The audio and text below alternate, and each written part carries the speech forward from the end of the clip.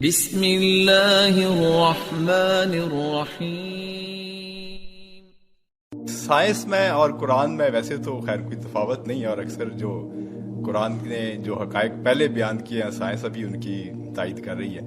لیکن ایک تفاوت یا فرق بڑا واضح ہے جو مجھے اکثر کھٹکتا رہتا ہے کہ اس کی اگر آپ توضیح کر سکیں سائنس کے حساب سے، اور میں چونکہ دماغ کا ڈاکٹر ہوں اس لیے، اور آپ بھی ڈاکٹر ہیں، آپ جانتے ہیں کہ اچھائی برائی، انسان کا نفس، انسان کی فکر، انسان کی جو مختلف اس کی جبلتیں ہیں اور ہر چیز جو ہیں وہ سب کچھ دماغ میں ہی ہے، اور اس کی فکر، اس کی سوچ، اس کی نفرت، اس کی اچھائی، ہر چیز جو سب چیزیں جو ہے دماغ میں ہی ہیں، اور یہ سائنس نے بڑی اچھی طرح واضح کر دی ہے، اس میں اب کوئی شک کی گنجائش نہیں رہے گی۔ لیکن اس کے برعکس مذہب جو ہے وہ قلب کے اوپر توجہ دیتا ہے اور ہر طرف قلب کا ذکر کیا جاتا ہے، تو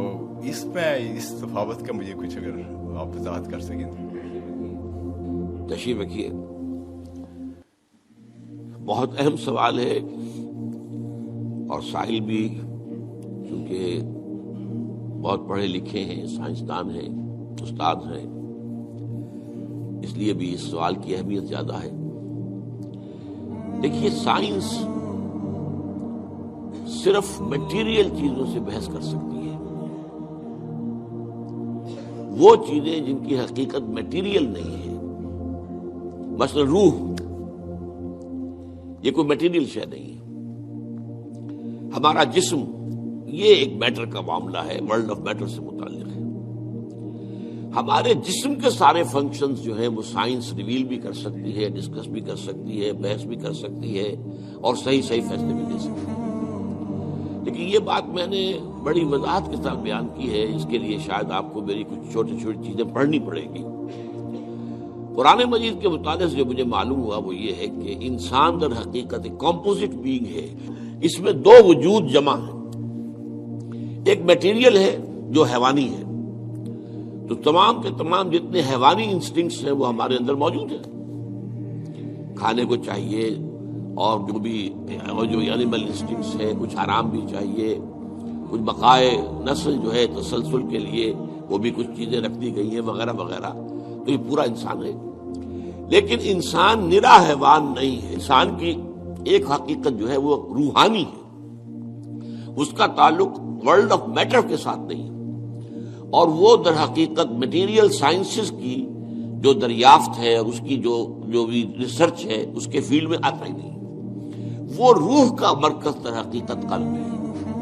یہ روح ہے در حقیقت، اور یہ کمپلیٹ پرسنالٹی ہے، ان اٹ سیلف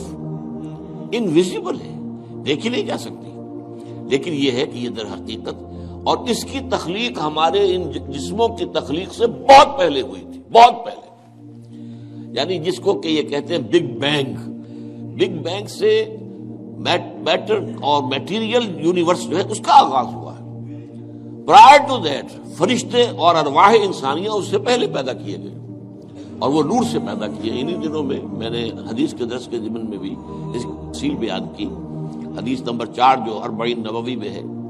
تو یہ روح اور حیوان میں جسم کا، اس کے ساتھ جان بھی، حیوان تب بنتا ہے جبکہ وہ انسان، وہ جو اس کا جسم اور جان دونوں نے سمجھے۔ عام مغالطہ ہمارے ہاں یہ ہے کہ یہ روح کے معنی ہے جان، نہیں، جان تو کتے میں بھی ہے، بلے میں بھی ہے، جان تو گھاس کا جو لگا ہوا ہے پتا، اگر وہ کٹا ہوا نہیں ہے اپنی جڑ سے تو اس میں بھی جان ہے۔ تو جان تو آپ کو معلوم ہے ہر شے کے اندر موجود ہے، اور یہ جو حدیث میں آتا ہے کہ جب رحم مادر میں امبریو جو ہے 120 دن کا ہوتا ہے تب اس میں روح پھونکی جاتی ہے، یعنی اس سے پہلے جو ہے 120 دن تو کیا وہ بے جان تھا؟ اب ظاہر بات ہے ڈاکٹر صاحب سے بڑھ کر کون جانے گا اس کو کہ وہ تو جو سپرمیٹوزوون تھا وہ بھی جاندار تھا، جو اووم آیا تھا ماں کا فلوپین ٹیوب کے اندر وہ بھی جاندار تھا، دونوں کے ملاپ سے زائگوٹ بنا وہ بھی جاندار ہے، اور یہ ایک جو ہے نشو و نما پا رہی ہے چیز جو کہ زندگی کی سب سے بڑی علامت ہے۔ وہ جو ہے 120 دن تک اس نے ڈیولپمنٹ کی ہے، جس کو قرآن مجید کہتا ہے نطفہ ہے، پھر نطفے کے بعد جو ہے وہ مضغہ ہے، علقہ ہے، ان ساری سٹیجز کے بعد پھر روح پھونکی جاتی ہے۔ وہ روح ہے در حقیقت کہ جو بہت آغاز میں پیدا کر دی گئی تھی، اور اس کے بعد اس کو ایک نیند سلا دیا گیا۔ اس کے بعد جیسے جیسے رحم مادر کے اندر وہ جنین تیار ہوتا ہے تو 120 دن کے بعد اس کی روح جو وہاں موجود ہے پہلے سے پرائر ایگزسٹنس اس کی ہے، وہ لا کر اس میں پھونک دی جاتی ہے۔ یہ اصل میں حصہ دین کی حکمت کا ایسا ہے جو آج کل عام طور پر بالکل نگاہوں سے اوجھل ہو گیا۔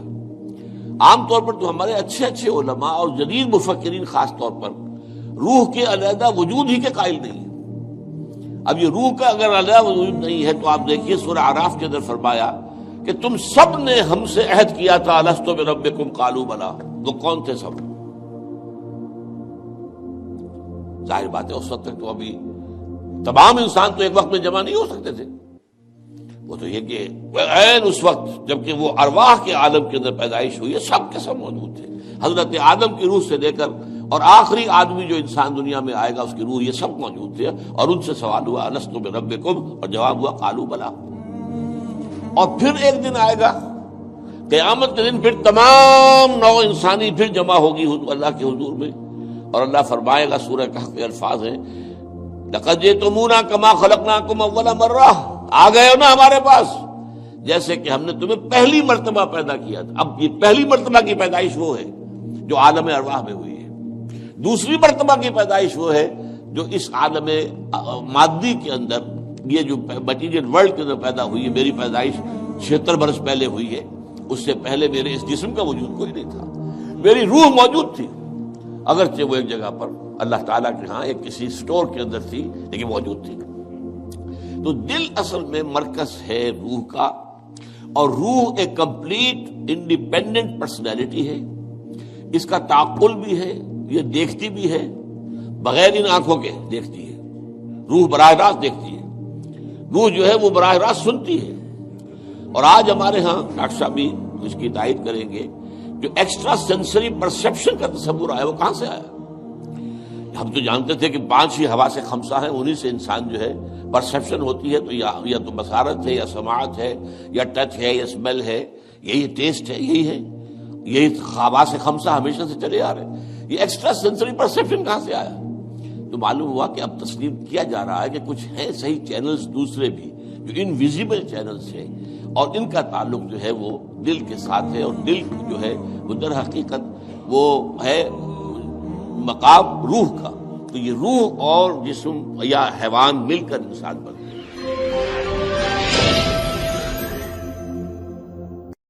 دین کی بات پھیلانا صدقہ جاریہ ہے، ثواب کی نیت سے ویڈیو کو شیئر ضرور کیجیے۔ جزاک اللہ۔